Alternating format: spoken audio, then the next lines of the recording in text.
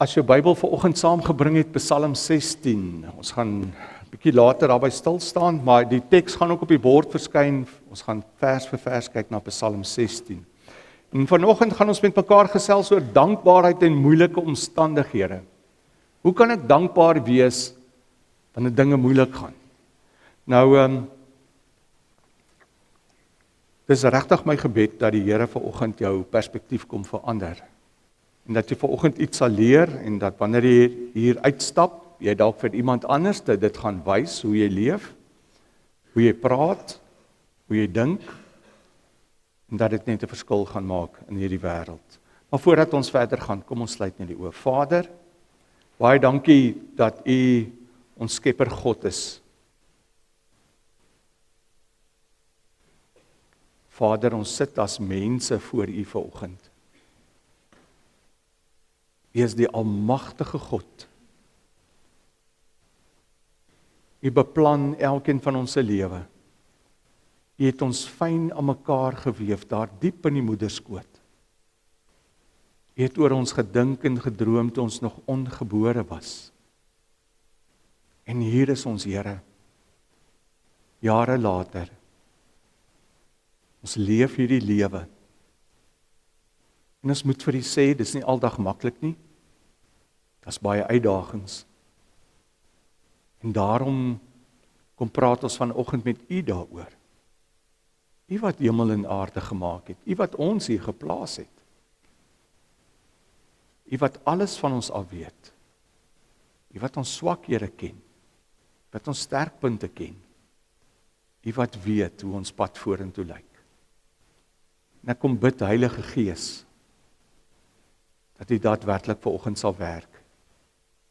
Ons het U hulp nodig. Ons wil dit nie uit eie krag uit doen nie. Daarom is ons ontvanklik vir U woord. In Jesus naam bid ons dit. Amen. Dink gou vir my 'n bietjie terug aan die paar gesprekke wat jy die afgelope, kom ons sê 2 maande gehad het. Wat was die algemene stemtoon van daardie gesprekke? Was dit nie maar dalk ook baie negatief gewees nie? Want jy weet, daar's nogal baie goed om oor te praat. Ons kan praat oor die politiek. Wel, daar's baie negatiewe goed om oor te sê. Ons kan praat oor die land. Daar's 'n klomp negatiewe goed om oor te sê. Ons kan praat oor die kerk en oor die NG Kerk en daar's 'n klomp negatiewe goed en ons is altyd in die koerante. So daar's 'n klomp goed om oor te sê. So en dan moet jy nog jou eie lewe in hierdie vergelyking inbring. En as jy kyk na jou eie lewe, dan is daar ook 'n klomp goed wat gebeur waarvoor jy dalk nie gevra het nie. Dit kan wees fisiese omstandighede. Dalk het jy een of ander gesondheidsprobleem ontwikkel of emosionele probleme waarmee jy sit. Of verhoudingsprobleme of finansiële probleme of wat ook al. So daar's 'n klomp goed wat jou gesprekke inkleer as jy met mense begin praat. So ek het agtergekom dat weinig gesprekke is positief. Dit laat my dink aan Prediker 3. Prediker 3 skep ons vir ons altyd hierdie 2 kante. Jy weet, daar's 'n tyd vir dit en 'n tyd vir dat. Dat ons eerder praat altyd, dis 'n tyd om plante uit te trek. Dis eerder 'n tyd om te huil, dis eerder 'n tyd om te treur, dis eerder 'n tyd om nie te omhels nie of wat ook al. Ons sien die negatiewe. En ons begin leef met daardie persepsie. En ons het daardie ervaring in die wêreld. Maar nou sê hy sê maar dis hoe die wêreld is. Miskien reg. As jy gaan kyk in die Bybel, dan skets veral die boek Johannes. Skets vir ons hierdie 2 kante. Johannes kom sê daar's die lig. God is lig, hy begin dit daar in Johannes 1, maar hy kom skets ook vir ons die ander kant en hy sê daar's duisternis. En die duisternis probeer die lig oorweldig. En ons het heeltyd hierdie spanning wat daar is tussen lig en duisternis waarmee ons moet leef. Maar ek dink baie mense en veral so as dit aan die einde van die jaar se kant raak, dan voel dit asof jy in dryfsand is. 'n maalkop. Jy weet, dit voel net asof alles net erger raak. So jou vermoë om krisisse te hanteer, raak al hoe minder. Jy het nie meer die emosionele kapasiteit daarvoor nie, want die jare het jou nou al reeds uitgeput en baie van jou gevat. En dis hoekom jy eintlik agterkom, dit wat 2 Korintiërs 4 sê, dat ons eintlik maar 'n kleipot is. En jy voel soos 'n kleipot wat nou al 'n paar krake het, wat te lank in die son was. Jy begin agterkom dat jy eintlik 'n brose mens is. Nou hier sit jy nou vanoggend. En ons is almal in dieselfde bootjie. Elkeen van ons wat hier sit, gaan deur een of ander uitdaging. Of jy is sopas deur ene, of jy is midde in 'n uitdaging, of as een op pad. Maar die uitdagings is daar. Die lewe gaan nie ewe skielik stop met sy uitdagings nie. En die vraag is, hoe hanteer jy die uitdagings? En nou kom jy nog vanoggend kerk toe, en jy hoor, maar jy moet dankbaar wees in moeilike omstandighede. So, hoe werk dit, dat ek moet dankbaar wees? Hoe kan ek dankbaar wees in moeilike omstandighede? Sien, dit gaan vir my daaroor, oor die lens waarmee jy kyk.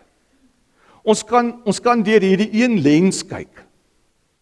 Hierdie een lens, dan sien jy net die verkeerde goed raak. Hier sien ek die verkeerde goed raak. Ek sien hier die land, die ekonomie, my persoonlike omstandighede, al hierdie goed raak. So dit begin my negatief beïnvloed, dit begin my denke negatief beïnvloed, ek begin anders optree teenoor ander mense. Dis die lens waarna ek kyk, as ek na hierdie wêreld kyk. En jy weet, daar is mense, as jy met hulle begin praat, onmiddellik, dan sal hulle hieroor, daaroor, hieroor. Ja, het jy weet dit of dat gehoor? Ja. En later, wat gebeur? Mens begin eintlik sulke mense vermy. Want is heeltyd negatiewe spraak. En dan nog negatiewe selfspraak ook in hulle lewens. So daardie negatiewe invloed, daardie lens waarna hulle na hierdie wêreld kyk, wat is die eindresultaat daarvan? Dit kweek 'n bitterheid by 'n mens. Dit kweek 'n moedeloosheid. Jy word bang, want is al hierdie negatiewe goed. En ek wil sê, dis eintlik die lens van die eie ek. Want dit sê eintlik vir my dat ek in hierdie lewe is, ek moet al hierdie goed hanteer, wat na my kant toe kom. En ons val baie maklik, baie vinnig in daai struik, met ons negatiewe denke, oor 'n klomp goed. Mag ek jou vanoggend voorstel aan die ander lens, waarna ek wil hê jy moet kyk. En dit is om deur God se lens te kyk na omstandighede. Want as ek deur God se lens kyk na omstandighede, dan kweek dit dankbaarheid. Dit kweek dankbaarheid by my. Want onthou, as ek deur God se lens gaan kyk, verander dit nie die omstandighede hier nie. As ek deur God se lens kyk, gaan die politiek nie beter wees nie. Dan gaan nie minder noodwendig geskryf word oor die kerk en al die probleme nie. Dan gaan nie die landsekonomie gaan nie sommer net ewe skielik beter wees nie. Maar as ek deur God se lens kyk, dan het dit die vermoë om my persepsies te kom verander. Om vanuit God se oë daarna te kan kyk. Want jy sien die Here binne die omstandighede. Dis om met die versekering te leef dat die Here daar is. Want as ek deur hierdie lens kyk, dan voel ek alleen, ek moet alles alleen doen. Ek weet nie hoe gaan ek deur 'n klomp goed kom nie. Maar deur hierdie lens verander goed. En ek en jy het die keuse wat 'n lens ek na die wêreld wil kyk. Dis my en jou keuse. Daar in Psalm 23 wat ons sopas gelees het. Wat sê Psalm 23? Al gaan ek deur die dal van doodskare weer. Nêrens sê die Here, as ek nou hierdie lens kies, dat ek jou om dit gaan vat nie. Partykeer moet ek maar daardeur gaan, maar hy sê my kind, ek gaan saam met jou daardeur. Ek sal saam met jou deurgaan in jou moeilike omstandighede. Ek sal jou daardeur dra. So hierdie lens kweek by jou dankbaarheid en ek wil dit vanoggend vir jou wys hoe dit dankbaarheid kweek. Gaan nie jou omstandighede verander nie, maar jy gaan weet en jy gaan agterkom dat wat ons al 'n paar keer hier vir mekaar gesê het, dat Jahwe, die God wat naby ons kom, Elohim, die almagtige God, saam met jou is binne hierdie omstandighede. En dit verander dit. Wie hy is, maak dat ek hierdie omstandighede anders te kan hanteer. Want hy kom, en hy ons het 2 weke terug al by stil gestaan. Toe sê hy vir ons in Exodus 34 vers 6, kom sê hy vir ons, hoorie, jy vergeet wie ek is. So wanneer ek saam met jou in hierdie omstandighede inbeweeg, besef dat ek 'n barmhartige God is, besef dat ek 'n genadige God is, vol liefde, en dat ek vanuit my karakter uit jou wil help binne jou omstandighede. En dit kweek dankbaarheid, dat ek sê, Here, maar dankie dat U saam met my is in hierdie omstandighede. Het hy nie ook vir jou gesê, daar in Johannes 16:33, my kind, in hierdie wêreld gaan jy dit moeilik hê, maar jy moed. Hou moed. Kyk op na my, want ek het die wêreld reeds oorwin. Daar's oorwinning in my. En dit het Matteus 28 vir ons bevestig. Aan my is alle mag gegee in die hemel en op die aarde. Alle mag. En dit is hy wat saam met jou in die lewe wil stap. Nou ek wil vanoggend vanuit Psalm 16 wil ek hê dat jy daai perspektief sal kry. Kom ons kyk na Psalm 16. So jy kan na jou Bybel kyk of ons gaan hier die verse, ek gaan net so die verse net so een vir een hanteer, so 11 verse waarna ons moet kyk. Maar ek gaan vanoggend ek het mooi gaan kyk wat sê die Hebreëse teks vir ons. Want die Hebreëse teks is so ryk. En ek wil graag dit by Psalm 16 bring, sodat jy kan agterkom wat die Here eintlik hier vir jou wil sê. Hy begin deur vir jou te sê, dis 'n gedig van Dawid. Neem my in beskerming. Nou moet jy net weet, gou agtergrond, Dawid het dit moeilik hier. Hy is gesalf as koning, maar hy kan nie koning wees nie. Hy moet nog steeds vlug vir Saul. Hy moet daar in die berge gaan bly. Sy lewe is in gevaar. So nou praat hy eintlik oor hierdie omstandighede, oor hierdie ervaring. So hy het dit nie lekker nie. Soos wat ek en jy dit baie keer in hierdie lewe het. Dis nie lekker nie. Omstandighede is moeilik. Maar nou sê hy, neem my in beskerming, o God, ek soek skuiling by U. So hy praat hier, en as hy die woord God daar gebruik, interessant, dan gebruik hy het soveel respek vir God. Hy gebruik daar die naam Adonai. Want hulle wil nie eers die woordjie Jahwe sê nie, want dit is te heilig vir hulle. So hy gebruik 'n ander woord wat dieselfde betekenis het. So hy kom en hy sê, U wat hierdie almagtige God is, neem my in beskerming. En wat sê hy dan eintlik? En as ons mooi gaan kyk na die teks, dan sê hy, Here, kom bou 'n muur rondom my, kom beskerm my. Dis eintlik in daai tyd sulke doringtakke. Here, dis nie maklik in hierdie wêreld nie. Maar kom bou U hierdie doringtakke, kom bou U hierdie muur rondom my, kom beskerm my. En wat sê hy daardeur? Ek plaas eintlik my vertroue in U, want ek vra dat U hierdie beskerming om my moet kom plaas. So hy wend hom tot God. Kom ons verwys heeltyd terug na lens 1 en lens 2. As Dawid net op lens 1 gewerk het, en dan kon hy baie maklik gesê het, maar dit is so moeilik in hierdie wêreld. Nou is ek geseën as koning, ek kan nie koning wees nie. Wat 'n groot gemors. Miskien moet ons hierdie ander koning uitsorteer op 'n manier. En regtig reg in eie hande neem.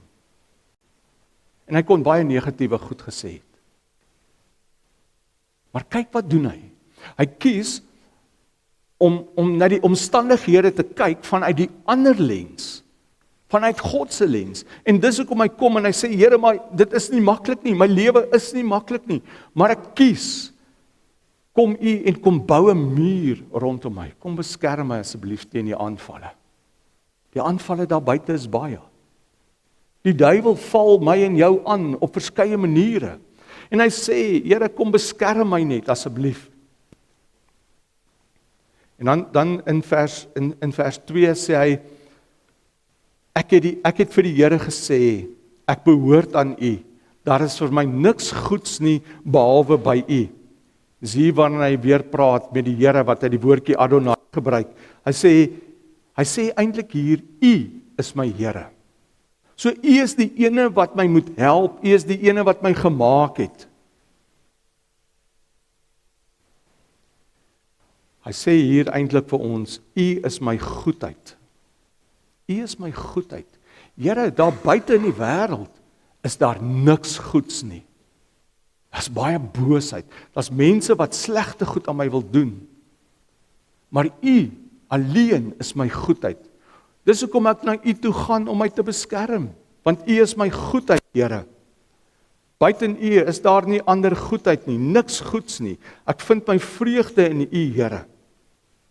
En dit begin om al hoe meer dankbaarheid by hom kweek, want hy sê, dis net by U wat daar goedheid is. En dan as ons gaan na vers 3 toe, dan praat hy oor mense, hy praat oor hierdie mense wat baie keer hulle hulp en hulle raad gaan soek by die afgode, by ander goed. Dis wanneer die eie ek na vore kom, en ek gaan probeer hulp soek vir my omstandighede. Hy sê die afgode in die land so aantreklik vir baie, met hulle wil ek niks te doen hê nie. Mag elkeen wat 'n ander God vereer, baie smart beleef. Vir afgode sal ek nie bloedoffers uitgiet nie, hulle name sal ek nie op my lippe neem nie. Hy sê, daar's net een wat goed is, een waarby ek skuiling gaan vind, en dit is die Here. So binne sy omstandighede het hy die keuse gemaak. En hy maak 'n baie duidelike keuse hier in vers 3 en 4. Maak hy 'n duidelike keuse, sê, ek gaan nie vir die wêreld se goed nie. Ek gaan vir God. En so maklik kan ons verswelg word om te gaan op die wêreldse wyse. Almal doen dit so. Daarom is dit seker reg, want almal doen dit op daai manier. As almal korrup is, moet ek tog seker nie ook korrup wees nie. Hy sê nee, ek kies vir God se pad, want ek het hom daar in vers 1 en 2 al reeds gekies. Ek het daar my verklaring gemaak dat hy my God is, dat daar niks goed is behalwe buiten by hom nie. Kyk vers 5 en 6. Wat sê hy? Here, U is my lewe. U sorg vir my, wat ek ontvang kom alles van U af. 'n Pragtige deel is vir my afgemeet. Ja, wat ek ontvang het is vir my mooi. So hy het nou net gepraat oor hierdie afgode waarmee hy niks te doen wil hê nie. Nou kom praat hy oor hierdie ander perspektief, hierdie ander lens, en hy vertel van ons bietjie meer daarmee. En eintlik is dit so mooi as jy in die Hebreëus gaan kyk, dan sê hy is soos iemand wat 'n koppie het. En dis sy lewenskoppie. En nou kom hierdie persoon, hy sê, Here, ek kom na U toe met my lewenskoppie. Kom maak dit vol met wat ook al U wil. Want ek leef vanuit U. Dis wat hierdie vers eintlik sê. Dawid wat na die Here toe gaan met sy lewenskoppie. En dan sê hy, wat 'n groot verrassing.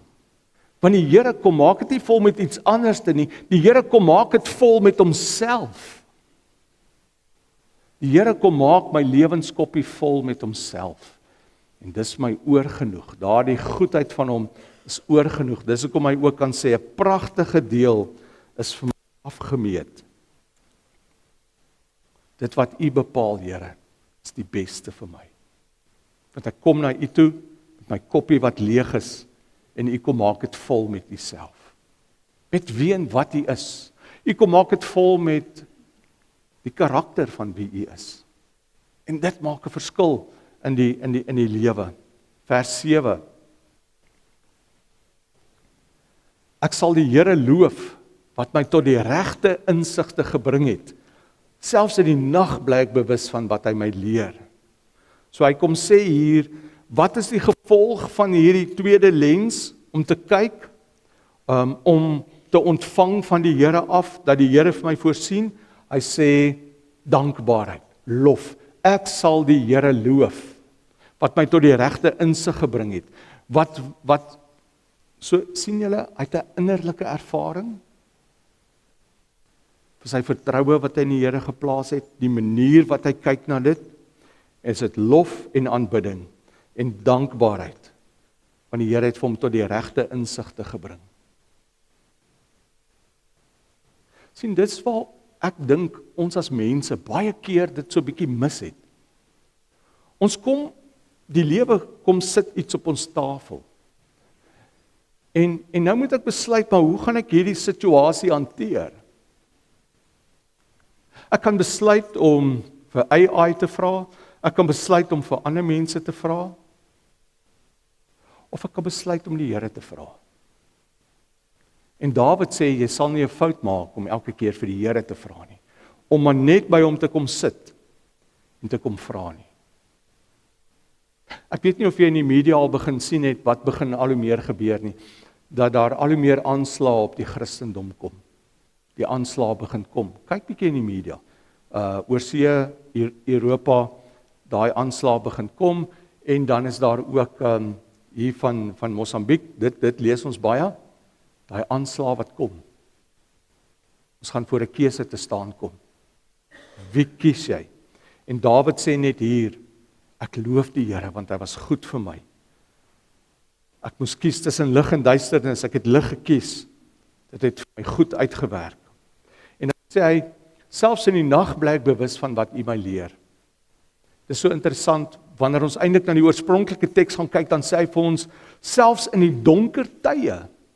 Wanneer is die donker tye? Wanneer ek nie weet watter keuses om te neem nie. Dis wat hierdie vers eintlik sê. In die donker tye, wanneer ek nie weet wat nie, wat alles soos wanneer jy in die mis inry. Jy kan niks sien nie. Hy sê in daardie donker tye, Here, wanneer ek meer vrae het as antwoorde, hy sê dan bly ek bewus dat U my lei tree vir tree deur die donkerte, want lig verdryf die duisternis. God se teenwoordigheid verdryf die duisternis. Dan gaan hy daarna vers 8 toe en hy sê, ek het die Here altyd by my. Omdat hy by my is, sal ek nie struikel nie. Hy sê eintlik, ek hou die Here voor oë. En dit is wat Hebreërs ook vir ons sê, Hebreërs 12 bevestig dit. Hy sê dat ons God, Christus voor oë moet hou, die begin en die volëinder van ons geloof. Moenie jou oë van hom afhaal nie. Hy is die ene wat vir jou raad gee. En hy sê, daarom sal ek nie struikel nie. Hy sê eintlik in hierdie teks, is interessant, hy sê dat die Here eintlik my regterkant is. Hy beskerm my regterkant, en as ons mooi dieper in die teks gaan, dan sê hy, my regterhand, my regteroog, dat ek met op die regte wyse sal kyk, dat hy my sal help. Want as ek op die regte wyse kyk, as ek deur die regte lens kyk, dan help hy my dat ek nie struikel nie. En dan 9 sê hy vir ons, daarom is ek bly en juig ek, omdat ek die Here gekies het, en voel ek veilig. Dis die resultaat daarvan, hè? Dat hy my sal help. Vers 10, U gee my nie oor aan die dood nie. Hy sê eintlik hier, U gee my nie oor aan die hel, want ek het vir U gekies. Daar's lewe. Psalm 23 vers 5 kom sê vir ons, wat wag daar vir ons? Daai feesmaal wat van ons wag, daai lewe by God wat vir ons wag. En dit is so mooi as jy ook gaan kyk Psalm 73, later aan in Psalm 92, hoe hy sê, in die heiligdom het ek God gevind. Hou vir Asaf, wat deur 'n moeilike tyd gegaan het, wat gekyk het en gesê het, Here, as ek deur hierdie lens kyk, sien ek net hierdie goddeloses, dit stem my negatief, dit maak my negatief, almal wat korrup is, wat so geil groei, dit gaan goed met hulle, maar ons wat aan U vashou, kry swaar. Dis die lens waardeur hy vir 'n ruk gekyk het. En dan kom die Here en verander sy perspektief in Psalm 73, gaan lees dit weer, en dan kom sê hy hier, Here, toe ek in U tempel inkom, in U teenwoordigheid inbeweeg, het ek eintlik daai vrede kom kry, dat U daar is. Die goddeloses is nog steeds daar. Die mense wat korrup is en wat geil groei eintlik, hulle is nog steeds daar, maar U het vir my 'n vrede kom gee, ten spyte van hierdie omstandighede. Vers 11, U leer my hoe om te lewe, en by U is daar oorvloedige blydskap, in U hand kom net wat mooi is. Dit is aan die einde, wat hy net sê, Here, aan die einde van alles, is dit wat my ervaring is. U leer my hoe om te lewe in hierdie uitdagende tyd. U is saam met my. Ek kyk met 'n ander perspektief. Ek wil vanoggend vir jou sê, God se teenwoordigheid is groter as jou omstandighede. God se teenwoordigheid is groter as jou omstandighede. Sorg jy net dat jy deur die regte lens kyk, want dit maak 'n verskil. Wanneer jy jou aandag op God plaas, verander dit nie noodwendig altyd die omstandighede, maar oor hoe jy voel en wat jy ervaar. Daardie vrede wat alle verstand te bowe gaan. Jy sal dalk onthou Matteus 14. Is 'n unieke voorbeeld hiervan. Petrus, wat daar op die water loop. Die golwe kom en die wind waai, maar Petrus loop op die water, want hy het sy oë op Jesus. Hy kies hierdie. Met sy oë op Christus. Maar toe hy sy oë daarvan afhaal, en as dit ware hier lens kies, en hy begin kyk na die omstandighede, hy begin kyk na die golwe, en die wind het nie ewe skielik groter geword nie, dit was nog al die tyd daar. Maar het omstandighede hom begin verswelg, dat hy gesink het. En daarom ook in ons omstandighede, kom ons kies hierdie lens, want hierdie lens is wanneer die Here saam met jou gaan wees, wanneer jy met dankbaarheid gaan gevul word. Dus ek wil vir jou sê, as dinge taai raak, en dinge raak moeilik, moenie soos 'n kat op 'n warm plaat wees nie. Gaan sit daarso in jou stilte tydhoek, en praat met die Here. Sit, wag geduldig vir hom, want hy praat. Ek beloof vir jou, hy praat. Moenie rondskarrel nie. Word stil, gaan sit, want hy praat met jou. Gaan word stil.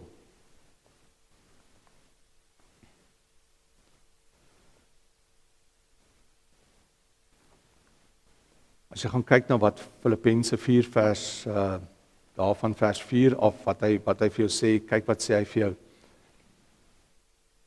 Moet oor van vers 6, moet oor niks besorgd wees nie. Maar maak in alles julle begeertes deur gebed en smeking en met danksegging aan God bekend. En wat is die resultaat? En die vrede van God wat alle verstand te bowe gaan, sal oor julle harte en gedagtes die wag hou in Christus Jesus. So as jy vanoggend hier sit, en daar's 'n paar woelinge in jou lewe, daar's donderweer, daar's groot golwe, wind, dan sê vir jou, my kind, as jy hierdie perspektief kies, moet oor niks besorg wees nie, want ek is saam met jou. Maak in hierdie omstandighede, in alles, maak jou begeertes aan my bekend, kom sit en kom praat met my, kom smeek by my, en ek sal jou help daardeur.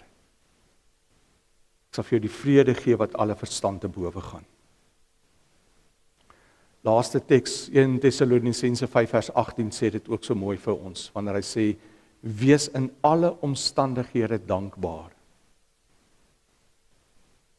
Here, hoe is dit moontlik, dat wanneer my lewe uitmekaar uitval, dat ek dankbaar moet wees in daai omstand? Hoor wat sê hy? Hy sê nie vir jou, wees vir die omstandighede dankbaar nie. Ek kan mos nie vir omstandighede wat my lewe omkrap dankbaar wees nie, maar hy sê, kom wees in. Here, ek is nou in hierdie situasie. Dis chaos. Dan sê hy vir jou, kom wees dankbaar in hierdie omstandighede. Hoekom? Hoe? Ek vat u, en ek kom sê, soos wat Dawid gesê het, kom bou 'n muur rondom my, Here. Ek kom met my bakkie wat leeg is, kom ek na u toe. Kom maak dit vol met u. Daar's net goedheid by u. Here, omstandighede is besig om my te verswelg. En dis wat hy sê, wees in alle omstandighede dankbaar. Want dit is God wat in Christus, wat die oorwinnaar is, wat gesê het, Johannes 16:33 en Matteus 28, wat gesê het, ek het die wêreld reeds oorwin, aan my is alle mag gegee, hy is aan jou kant. Hy sê, dis wat Christus verwag, want jy glo in hom. As ek laastens net kan sê, dankbaarheid vloei vanuit 'n verhouding met God. Dis hoekom ek dankbaar kan wees, want ek het 'n verhouding met hom. Dankbaarheid, kla minder en kyk meer op. Dankbaarheid is nie die ontkenning van pyn nie, maar dis die keuse om God te vertrou te midde van hierdie pyn. Dankbaarheid in moeilike omstandighede is nie natuurlik nie. Dis 'n geloofsdaad wat jy doen. Dis hoekom Habakuk, ons onthou vir Habakuk wat vir ons sê, al sou die vye boom nie bot nie. Ja. Al sou daar geen wingerd meer oor wees nie. Al sou daar geen kleinvee meer wees nie. Al sou, soos Job, al verloor ek alles, en al tref die siekte my, nogtans sal ek in die Here jubel. Hoekom? Want ek neem hierdie keuse, om deur die lens van die Here te kyk na dit. Psalm 130 het so mooi, wil afsluit met 'n gedig, wat gebaseer is op Psalm 130, wat so mooi gedeelte is, want hy sê, op Psalm 130, dink is vers 5 en vers 6, wat sê, die wagte, wat op die muur staan, wag op die môre. Hulle kyk heeltyd uit vir dis nou donker, hulle kyk uit vir daardie lig wat moet kom.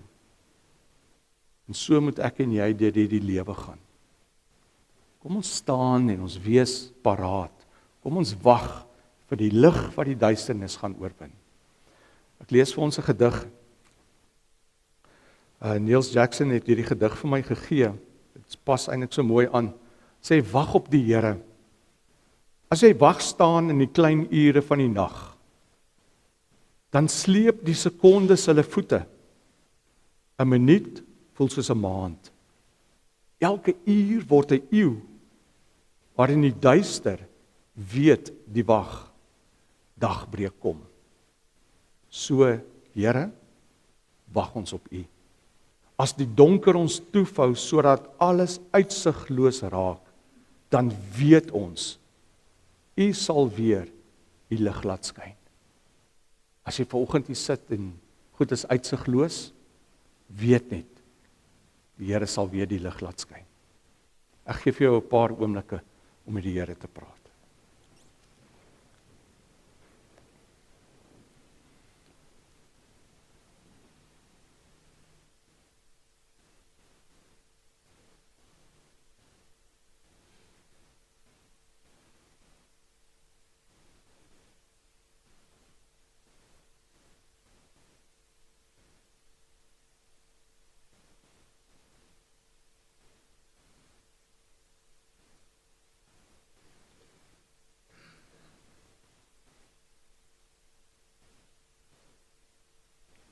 Here, vanoggend het ons gehoor wat is die oplossing. Om soos Dawid na U toe te gaan en te sê, Here, kom beskut en kom beskerm my. Kom bou 'n muur rondom my. U is die goedheid. Daar's niks goeds behalwe by U nie. Here, en ons wil dit graag vanoggend doen. Here, ons kom met ons leë bekers na U toe. Kom vul dit vanoggend, Here, met U teenwoordigheid, met wie en wat U is. Kom vul ons. Kom herstel gebreekte harte. Kom droog trane af. Kom herstel harde harte. Vader, ons hou ons oë gerig na U. Want sonder U kan ons dit nie doen nie. Dankie dat U daar is. Ons is dankbaar vir U teenwoordigheid, ten spyte van omstandighede. Dankie dat U wat die lig is, die duisternis in ons lewe laat verdwyn. Kom, Here. Kom praat met ons. Kom, Here. Kom werk met ons. Kom, Here, verander ons. In Jesus naam bid ons dit. Amen.